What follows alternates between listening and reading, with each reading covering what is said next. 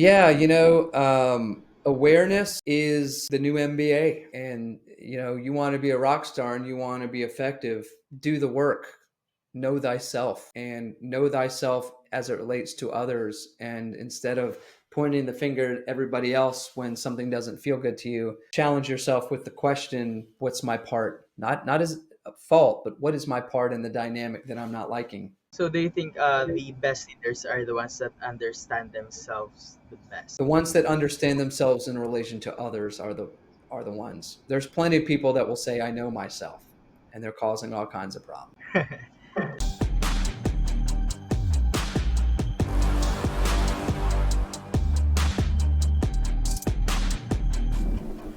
Welcome to the New World Podcast, where we delve into the ever changing and accelerating pace of global change and its impact on our lives. I'm your host, John Paul Flores, broadcasting live from the New World Studio.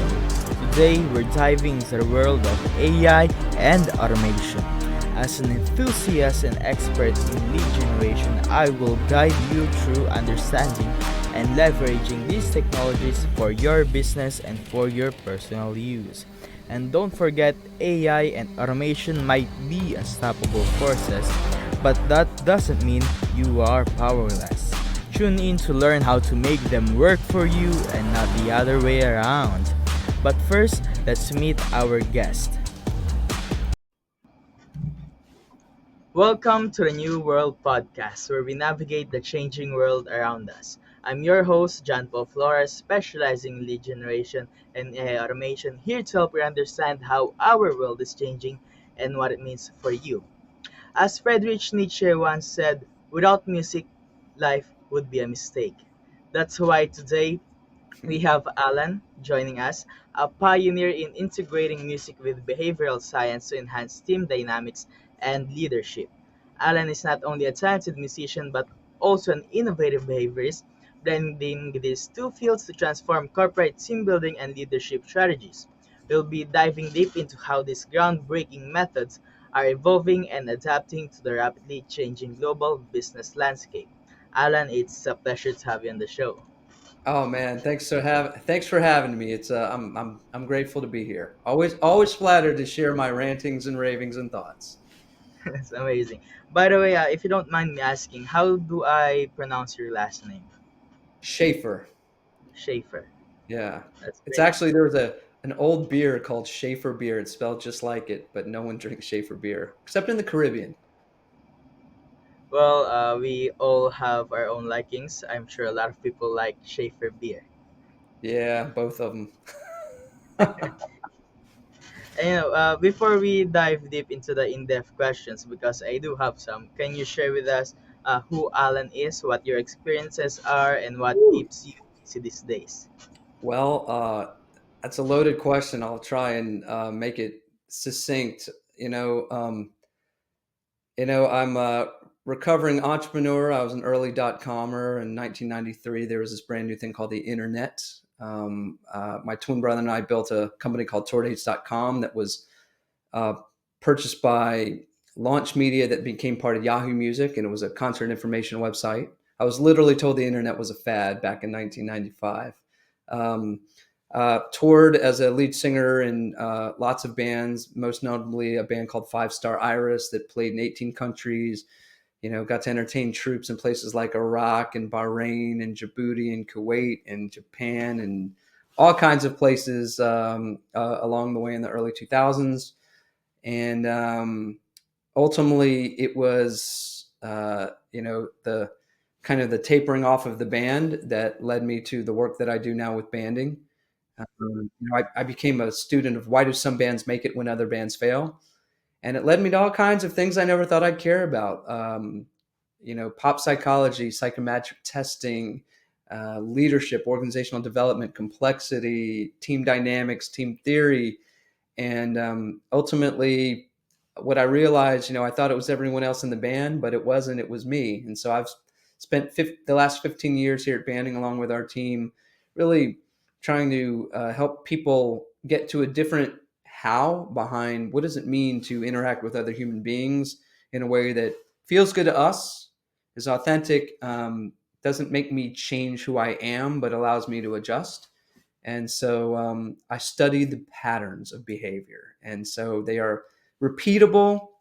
They're not even difficult at this point, which is hard for a lot of people to believe. But that's the good thing about data and science. At first I thought you were first a musician, then an entrepreneur. Turns out you were first an entrepreneur, then a musician. It's funny. It's funny that you mentioned that because I remember getting in a cab in either Dallas or Austin a couple years ago, and the Uber driver said, I think I had a guitar with me because I generally have guitars for our sessions from banding. And he says, "Oh, you a musician?" I said, "Well, I used to be." I said, "Well, now I, own this consulting company called Banding People Together, and we do this and that." He goes, and he reminded me, he goes, "Well, once a musician, always a musician." And I was like, "Oh yeah."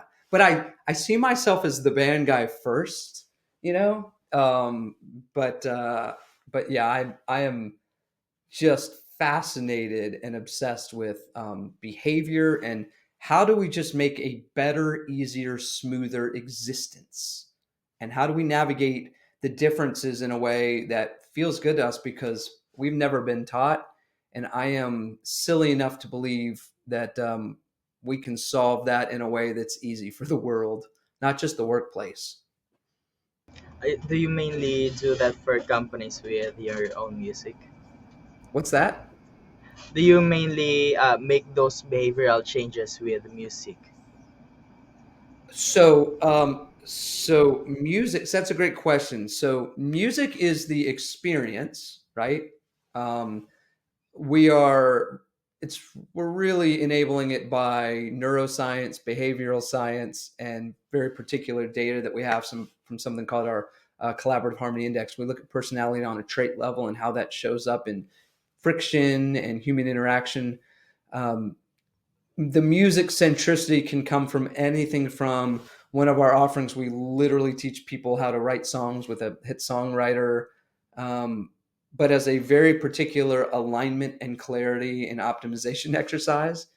To here's a diagnostic that tells you what famous recording artist you are most like when you work with others, to hey, here we're studying a band like Green Day or Coldplay or the Foo Fighters and what they're doing that is helping them be optimized and aligned, and how you apply that to your world. That's fantastic. And you said you were fascinated with how a band works and which ones are successful and which ones are not. So, what is the one main thing that you see successful bands have that unsuccessful bands doesn't have? um, Without question, aligned metrics. So let me tell you more about what that really means. So the incentives of everyone in the band are aligned, and those incentives is what drives behavior. So, for instance, if you take a band like Coldplay or U2 or REM, they, even though they all have a predominant songwriting person in the band, in some, they actually split their publishing. They share their publishing, and they don't try to get too weedsy or too detailed about what's someone's level of contribution versus someone else's. And so it avoids infighting, right? And so people are incentivized to contribute in the ways where they can provide the most value. But also, the bands that are successful, even informally, have some kind of conditions that they've created. In one of our sessions, we talk about the band Coldplay. There's a clip from 60 Minutes where Chris Martin is showing this list of rules. And it's not to be rigid, it's just those are healthy boundaries and constraints, and almost like a set of values that's part of their operating system. And so those are the bands that I believe are, have the ability to not just be successful, but sustain their success. It's amazing that you said they have values that they need to follow if they want to go on, because it's hard, if personally you want to make your band a success and you see someone else not doing their part, or at least what they can to contribute, and just doing some stupid things. And I think the point that they have values that they need to follow is amazing. Yes, I'm experiencing this. I'm playing in a band just for fun here in San Diego, and there's a member in the band that fundamentally sees what we're doing as a band different than the three of us. And so that's one kind of gap in reality and opportunity for misalignment. And because of the way that this member sees it, he doesn't show up with the same level of preparation as some of the others. And so that causes some divide, and that's a friction point. And that friction is misalignment, and misalignment turns into conflict. And that's ultimately how it then turns into a problem. And so it is, it can be pretty daunting getting everyone, especially a band, rowing in the right direction. It's like there's a creative piece to this, but then how we are going to achieve the goal and what is acceptable in our behaviors as to how we achieve the goal or what's not is really, really important. And I think great bands and great teams have that dialed in, even if they are not calling it something formal.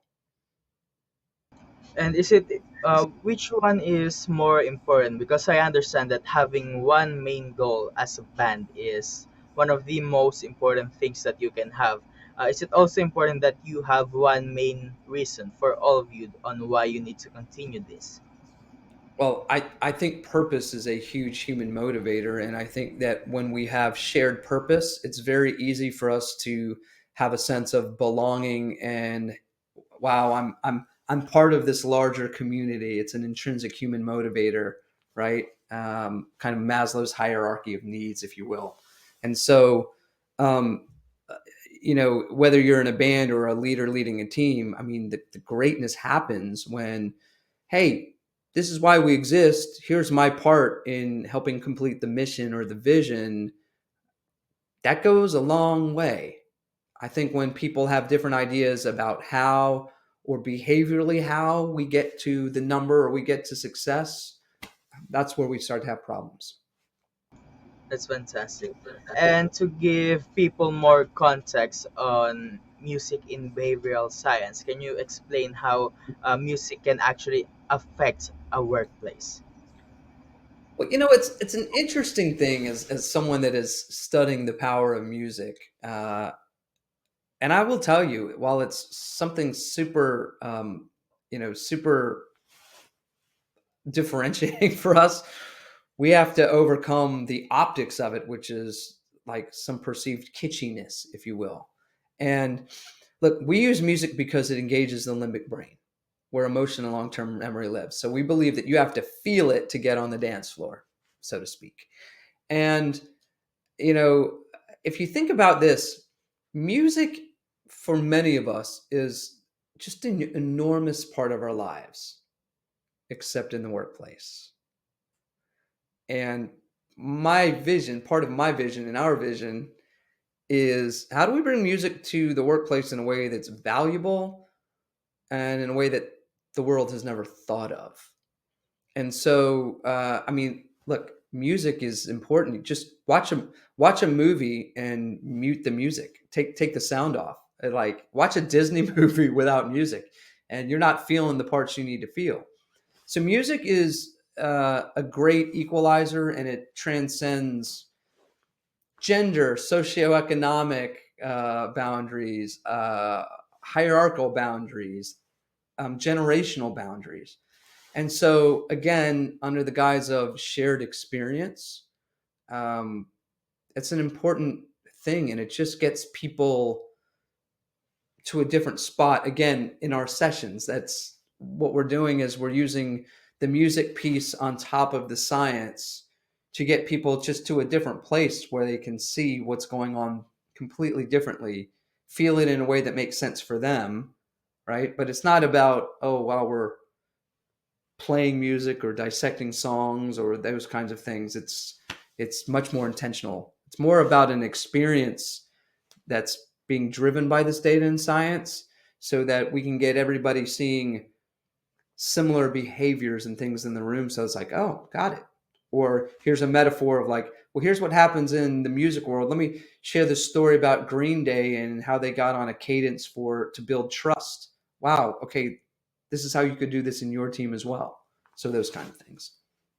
I just realized when you said music is not part of the workplace, but most of the time it's part of our lives, that we have different kinds of music for different kind of things. We have gym music, relaxing, cooking, studying, and yeah, it's a very interesting thing. Yeah. What kind of music does work, when you're listening to music in the workplace, which types of genres work best? Well, so here's what I would say. That gets into a completely different level of neuroscience. It's probably above my pay grade. What I would say is this: for some people, they can't even fathom going through their day without having that background of music going on. For other people, it's an enormous distraction. I don't think there's a right or a wrong answer. What I do think is if you have music that has lyrics, that might distract you in one way, versus, hey, if you're listening to, I don't know, smooth jazz and it's just kind of making the vibe, right? Uh, Again, it's such an individual thing. I don't listen to music while I'm working generally. It depends on the task at hand. But again, for us, it's less about the actual sonics of music and the metaphor of music and learning of the creation of music, of how we translate that into behavior. So, what you do is, as you said, you try and dissect music with the people you work with. Is that correct? We're dissecting behavior. Oh, behavior. Yes, we're dissecting Fascinating. behavior, but everything that we are teaching, we are serving up in a music centric experience, right? That's So fascinating. yeah, What are so the most? Yeah, sure. Please go ahead. so again, so music centric does not mean we're just all sitting around listening to music. Music centric is, hey, we're talking about this artist. Music centric is, hey, we're going to take a look at what a groove is.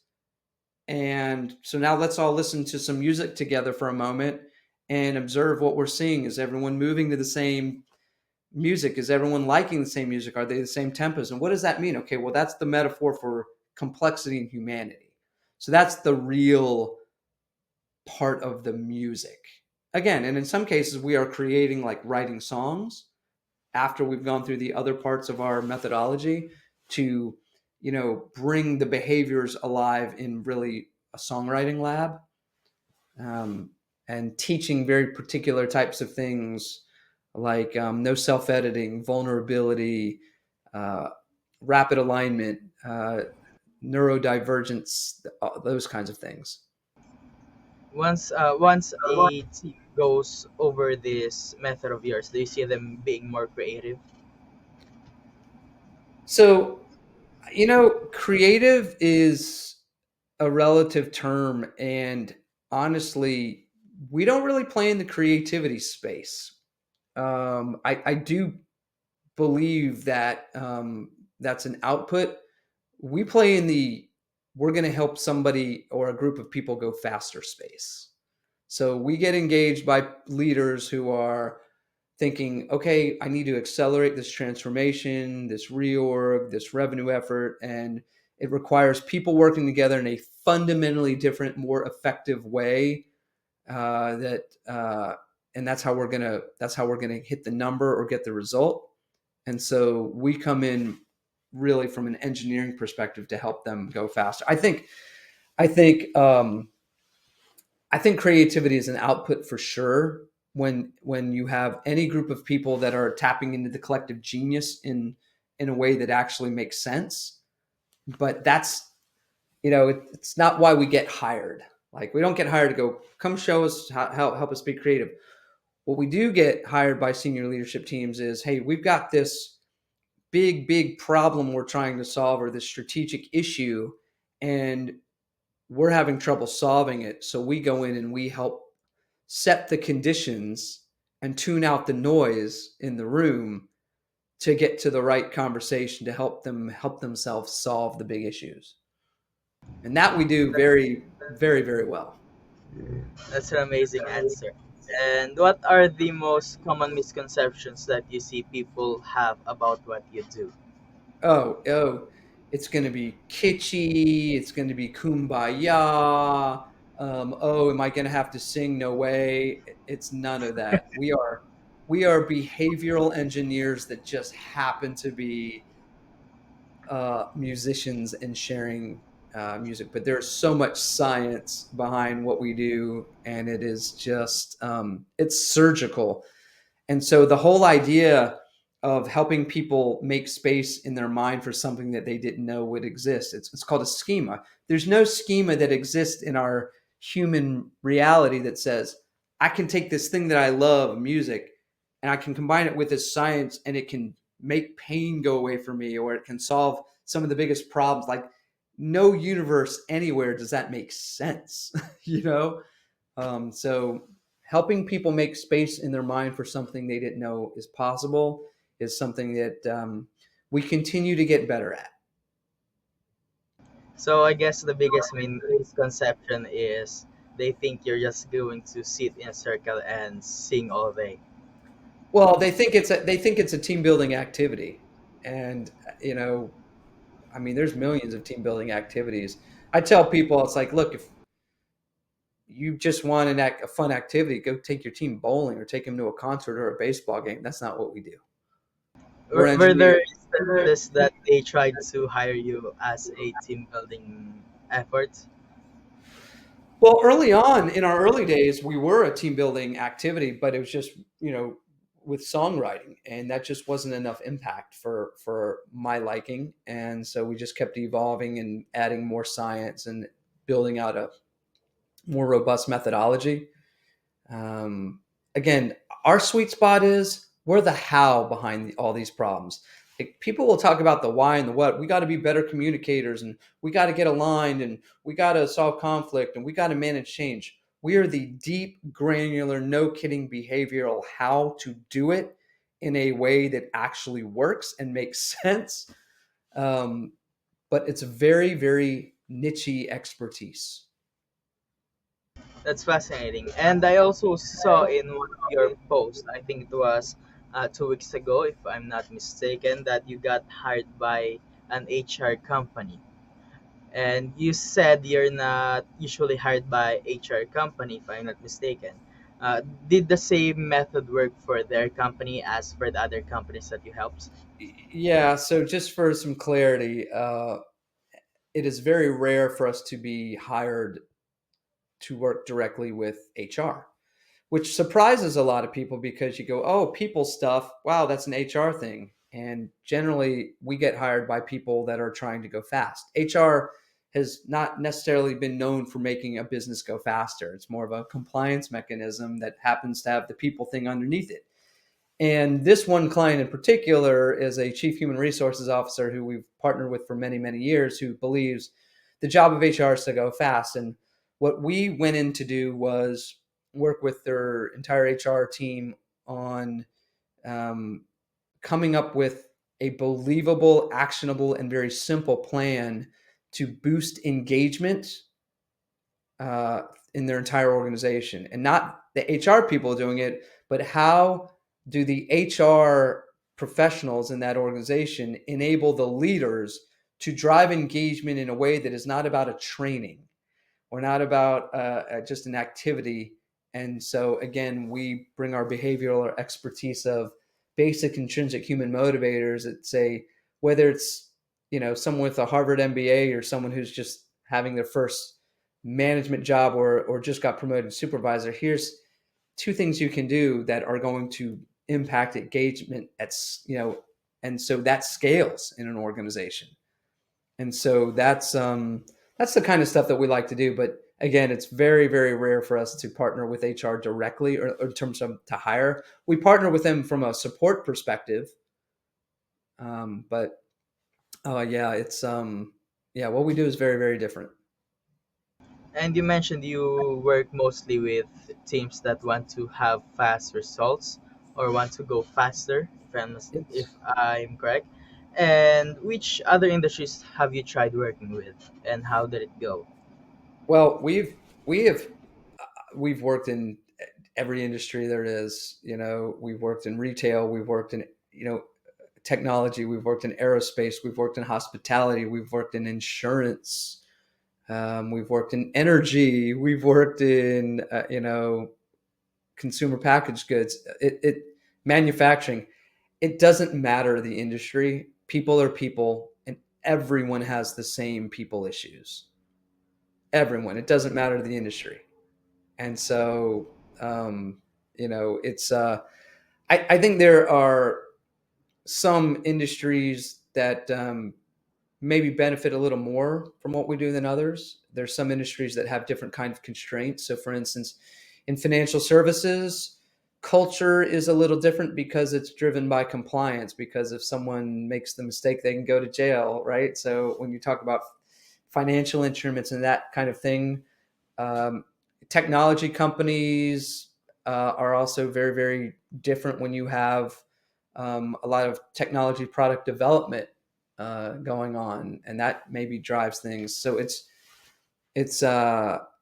and hospitality is really, really different, right? You see different wirings, and so it's we're pretty much industry agnostic. But what we do works. If there's human beings, it works because that's the great thing about science. It's fantastic. And let's go more specific, because different industries attract different kinds of people. Did you see Mhm. that when you were working with different industries, some of them might have a different reception on your methods than others? So I would say this, it's not that, so I can't tell you that any industry has had a specific idea. I mean, look, we've worked with 4 or 5 insurance and reinsurance companies that you go, really? Seriously, they're going to work with something like this? It's really more by the leader. So we're not really an enterprise offering. We're kind of one business unit at a time and leader at a time.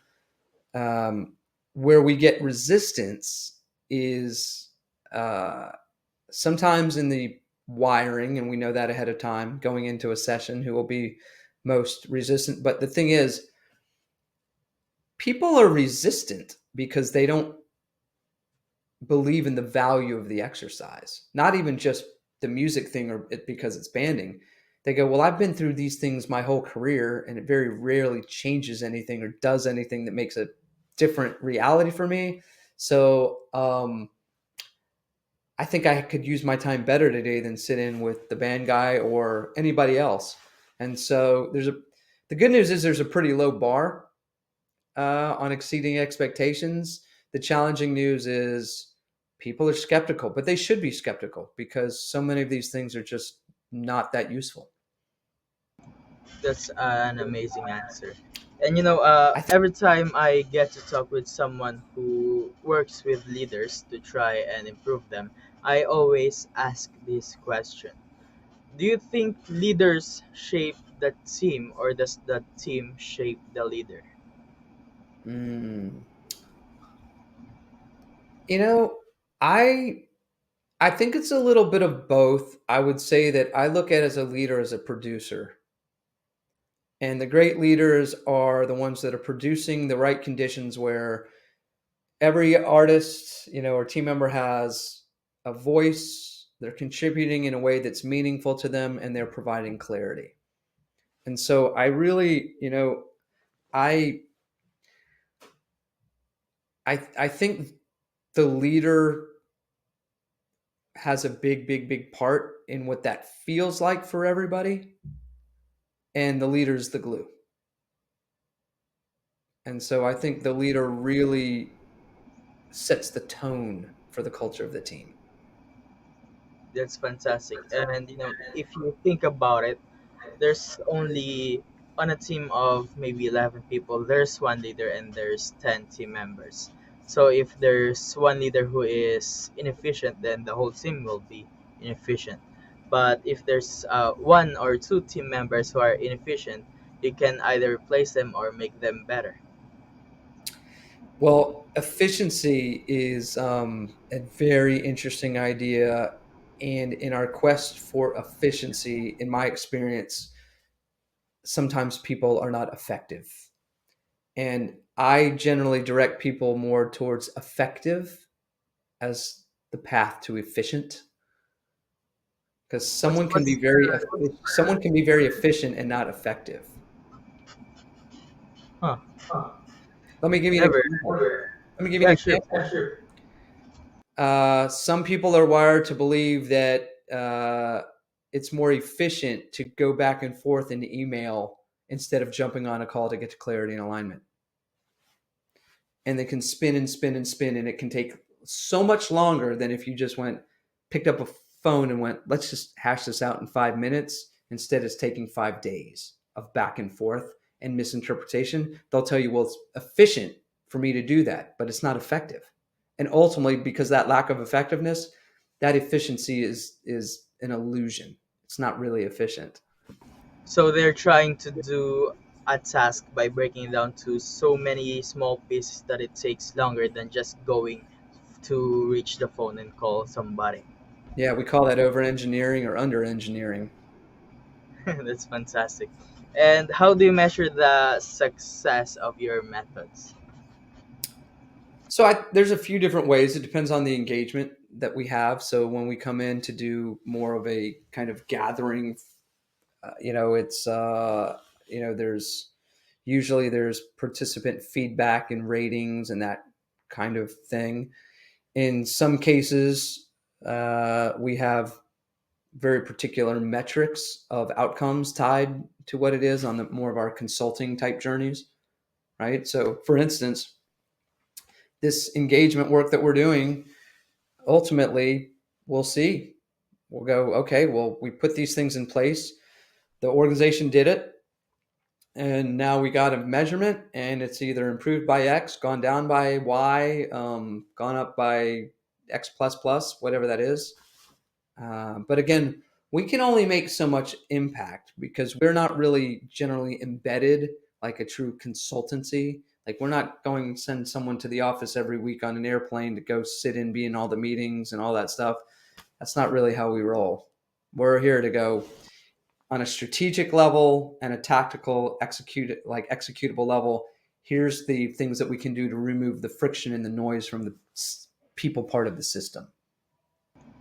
That's great. And also, you're gonna be starting or playing your first gig this July with your new band. Can you Yeah. tell us more about that? Yeah, that's it's one of those things. It just kind of happened. A good friend of mine, actually, at a company called Service Now that has a big presence here in San Diego, uh, called me and said, "Hey, some guys getting together to jam on a Friday afternoon, and we need someone to sing." And so I showed up and played songs that they knew and that we all jammed to, and it felt good. And then so we did it again, and then we're like, well, let's go book. Someone said, well, let's go book a gig. So we booked a gig, and now we've been going through these songs. And what's fascinating for me, I have never spent time learning this many cover songs because I always did my own songs or my own things that I wrote or the band wrote.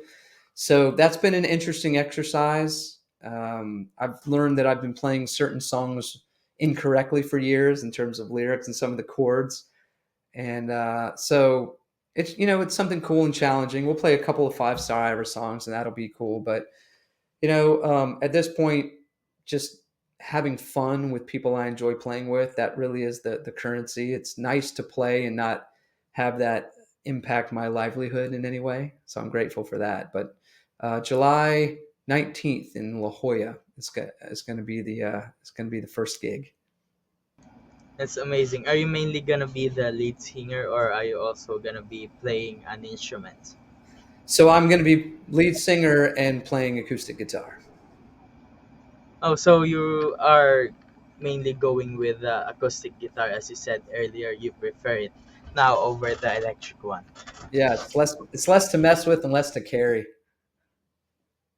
Plus, you don't need to set it all up. That's right. I'm getting lazy in my old age. No, I used to play instrument before. Hmm. I've had yeah, I played violin. I really liked it, so I bought a second one. Then Cool. I kind of forget about it. I bought a piano, then also some guitars, and I realized that that it takes to learn a song is as much effort as doing work, and I kind of wasn't able to really try and convince myself to play again. Yeah, it's such an interesting thing, and I write about this a lot on LinkedIn. The idea of motivation, and I, I think it's pretty simple. The things that feel like get tos, we're motivated to do. The things that feel like have tos, we aren't. So you are very passionate about playing. I would say I I'm not as passionate about playing at this point as people would probably think. I love music. I love going to concerts. I love playing and sitting around with an acoustic guitar with friends, all the rehearsing and all that. I mean, I'm just busy. I'm on airplanes almost weekly, and I have a lot going on in my life. So using my extra time, like the evenings, instead of watching documentaries or reading books, I'm now learning songs and getting them right and everything. And that's just a different commitment. But again, we invest in the things that are valuable and that feel like will yield a return. And I think that I'll be very happy I put in the work. And also, I like the fact that I feel challenged by this. And so I like to lean into the challenges. The more uncomfortable we are, the more we're growing. It's fantastic. And do you think the part on socializing with your friends while you're playing is one of the biggest motivator on why Yeah, you're doing this? it's totally cool. Yeah, yeah, it's fun. It's amazing. And what are some upcoming projects that you have in banding people together that excite you the most? Well, you know, we are we got a we got a few things going on that are not our normal event stuff that really come from us just doing our normal offerings. So we have three offerings. We have one called Going Platinum, which is for kind of conferences and large leadership meeting. People who aren't working together maybe functionally. We have something called Engineering Harmony, which is more for like how do you get people to play well in the sandbox together. So like optimization for intact teams, cross-functional teams, and then we have something called Writing the Business Hit, and that's where we go and we help senior leadership teams solve their most strategic challenges in an afternoon.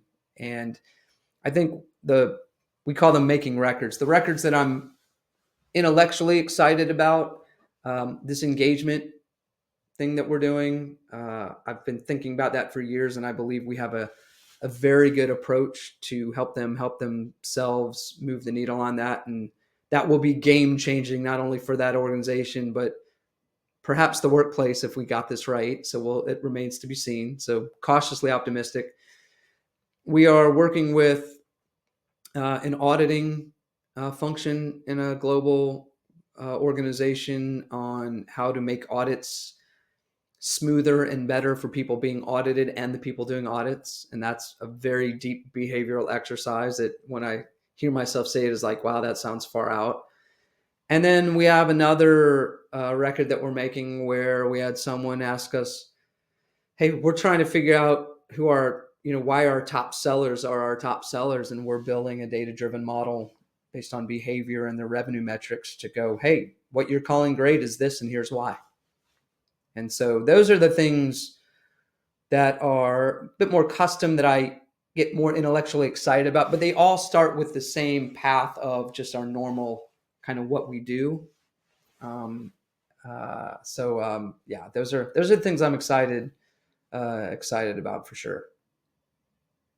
It's really interesting what you're trying to do because receiving and giving an audit isn't what you usually call a positive experience. This is true. So I will tell you this: what we have learned around here, and what the research says, is facts don't matter if you don't manage the feelings. So we're teaching people how to manage the feelings without saying we're teaching you how to manage the feelings.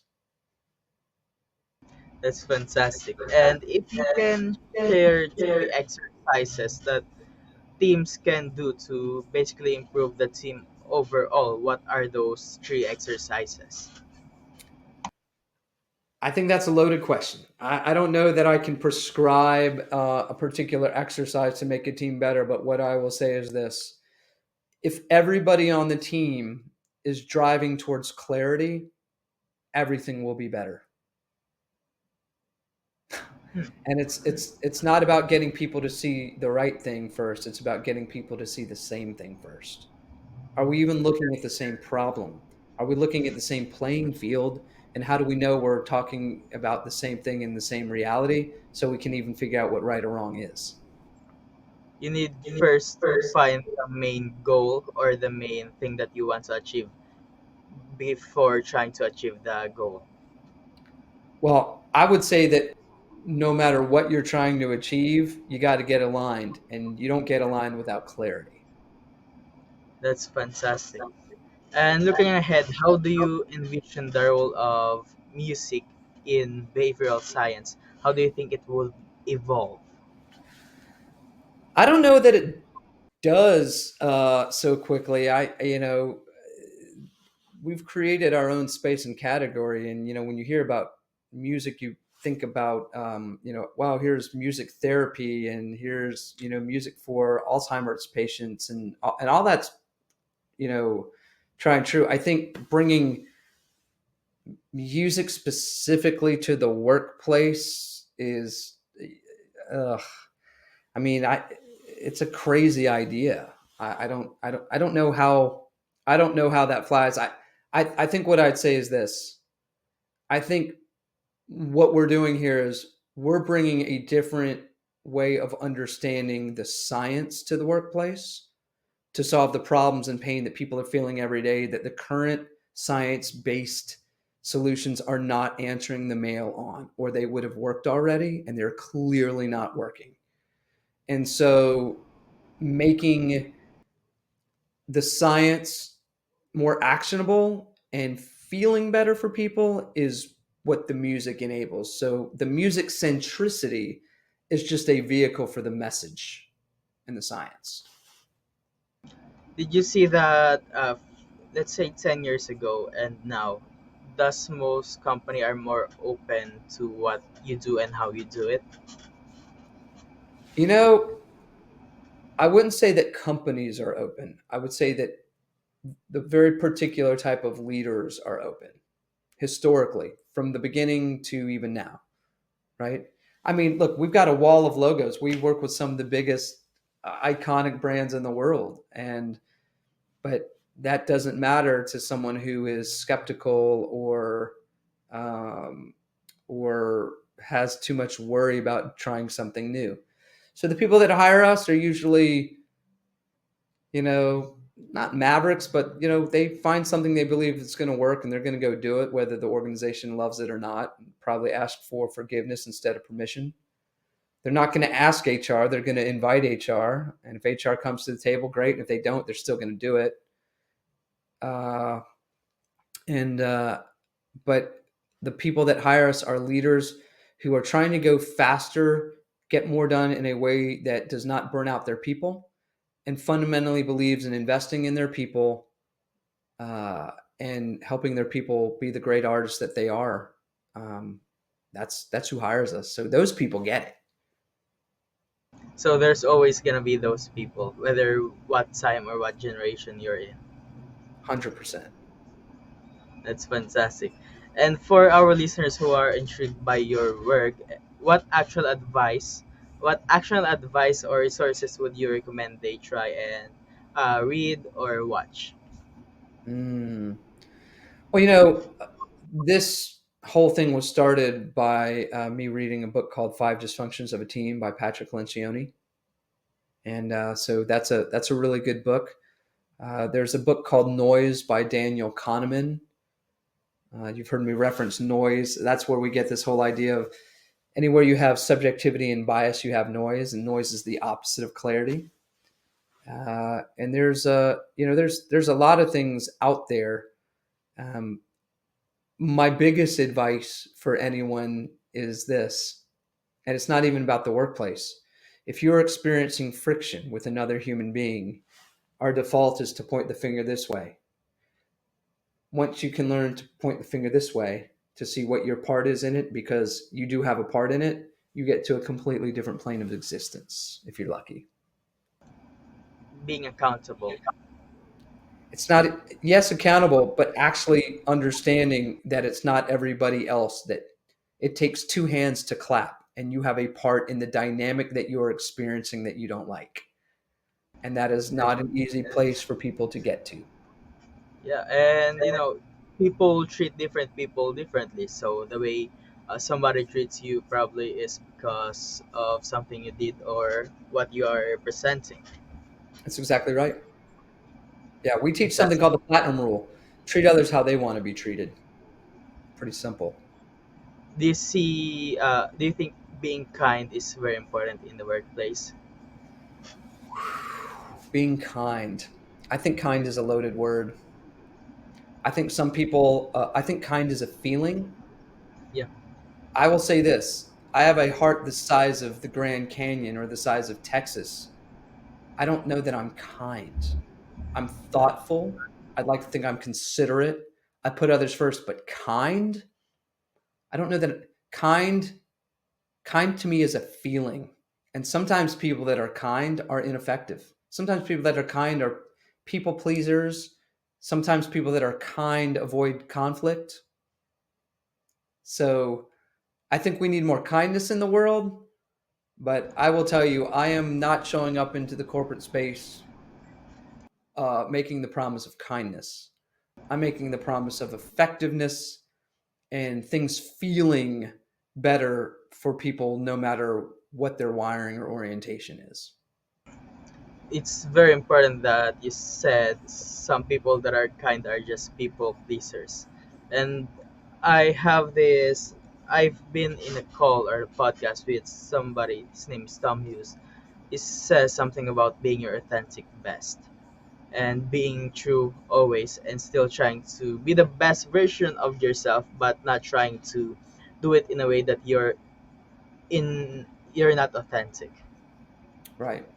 Well, I don't think the workplace really helps us show up as our authentic best. That's a larger topic, but that's I actually just I think I that was one of my posts this week, which is it's I don't think we're really set up for success in the workplace to do that. And you'll hear people go, "Well, I'm one person at work and I'm another person at home." I'm like, that's a lot of energy. Yeah, that's an amazing answer. And if somebody wants to know more about you, where can they find you? Find me on LinkedIn. You know, that's the best place to. That's the bless. Sorry, that's the best place to get me. I post most days, depending on my travel schedule, depending on if I feel like I have something valuable to share or not. But I post a good bit, and I'm very, very good about keeping in touch with people who reach out on LinkedIn. So I hope to hear from you. That's fantastic. I'm also gonna have all of your websites here so people can Awesome. see it. And do you have any last words? Yeah, awareness is the new MBA. And you want to be a rock star and you want to be effective, do the work, know thyself, and know thyself as it relates to others. And instead of pointing the finger at everybody else when something doesn't feel good to you, challenge yourself with the question, what's my part? Not as a fault, but what is my part in the dynamic that I'm not liking? So do you think the best leaders are the ones that understand themselves the best? The ones that understand themselves in relation to others are the ones. There's plenty of people that will say I know myself, and they're causing all kinds of problems. That's fantastic. Again, Alan, thank you for joining us today. Your expertise and what you do is very unique, and it's fascinating to hear more about it. Well, I really appreciate you having me, John, and look forward to hearing from folks who tune into your podcast. And thanks again for having me. Thank you as well. That's all for today's episode of the New World Podcast. We have explored some fascinating topics with our amazing guests, shedding light on the upcoming New World. If you enjoyed today's episode and today's discussion and want to stay updated on future episodes, don't forget to hit that subscribe button to the podcast. And if you found value on what we have discussed, please consider leaving us a review on your favorite podcast platform. Remember, if you have any questions or topics you'd like us to cover, or if you are interested in being a guest in the future, please feel free to reach out to me via LinkedIn or email me at john.paul@aicinix.com and add New World Podcast, all capital, in the subject line so I can see it. I always love hearing from our listeners. And don't forget to check out our amazing guests. You can find more information about them by the contact details we provided earlier. Again, thank you for tuning in on the New World Podcast. I know your time is very important and I try to always make the next episode better than the last. Until next time, keep learning, keep growing, keep innovating. This is John Paul Flores signing off from the New World Podcast.